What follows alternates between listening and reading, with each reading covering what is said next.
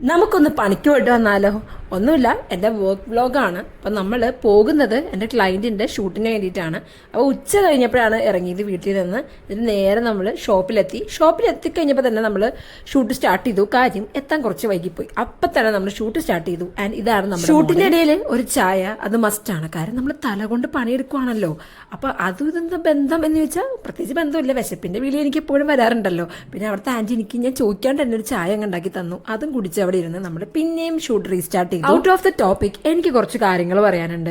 അതായത് നിങ്ങൾക്ക് ഇഷ്ടമുള്ള ജോലി നിങ്ങൾ ചെയ്യുക, നിങ്ങൾക്ക് ഇഷ്ടമുള്ള കാര്യങ്ങൾ നിങ്ങൾ ചെയ്യുക. നിങ്ങൾ മറ്റുള്ളവരെന്ത് വിചാരിക്കും അവരെ ഇവരെയും സാറ്റിസ്ഫൈ ചെയ്യാൻ വേണ്ടിയിട്ട് ജീവിക്കുകയാണെങ്കിൽ നിങ്ങൾ ഉദ്ദേശിക്കുന്ന സന്തോഷം നിങ്ങൾക്ക് കിട്ടില്ല. എൻ്റെ കാര്യം പറയുകയാണെങ്കിൽ എൻ്റെ എൻ്റയർ ബ്ലഡ് ലൈനിൽ നിന്നും മാറി ചിന്തിക്കുന്ന ഒരാളാണ് ഞാൻ. അതിൻ്റെ പേരിൽ എനിക്ക് കിട്ടാത്ത നെഗറ്റിവിറ്റി ഇല്ല. ബിക്കോസ് എൻ്റെ കസിൻസൊക്കെ ഒരു വഴിക്ക് പോകുന്നു, ഞാൻ മാത്രം ആ വഴിയിൽ പ്രത്യേകിച്ച് ചാടി വേറെ വഴിക്ക് അങ്ങ് പോയിക്കൊണ്ടിരിക്കുക.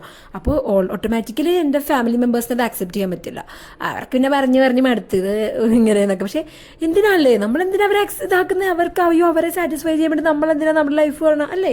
So enjoy guys. നിങ്ങൾക്ക് ഇഷ്ടമുള്ള കാര്യം ചെയ്ത് ലൈഫിൽ അടിച്ച് പൊളിക്കി എന്നാണ് നമ്മൾ തട്ടിപ്പോകും. അത് ആലോചിക്കണ്ട, സോറി പേടിപ്പിച്ചല്ല.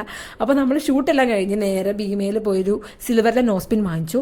എന്നിട്ട് നേരെ വന്നത് എങ്ങോട്ടാ? KFC. കാരണം വിശന്ന് പൊരിഞ്ഞ് കയറി വന്നതാണ്. പക്ഷേ വിശന്ന് കയറി വരുമ്പോൾ KFC കയറരുത് കേട്ടോ, നമുക്ക് എത്ര കഴിച്ചാലും മതിയാവില്ല. എൻ്റെ പൊന്നോ, ഞങ്ങൾക്ക് ആദ്യം ഫ്രൈഡ് ചിക്കൻ ഒരു ബക്കറ്റ് മൊത്തം വാങ്ങിച്ചിട്ട് ഞങ്ങൾക്ക് 3 പേർക്കും തികഞ്ഞില്ല. എന്നിട്ട് പിന്നെ ഞങ്ങൾ അടുത്ത വാങ്ങിച്ചു. ആൻഡ് ഈ ബർഗർ ഇവിടെ ന്യൂ ലോഞ്ചാണ്. ലൈക്ക് കുറച്ച് സോസി ആൻഡ് നല്ല ഇതായിട്ടൊരു ചിക്കനും ഉണ്ട്.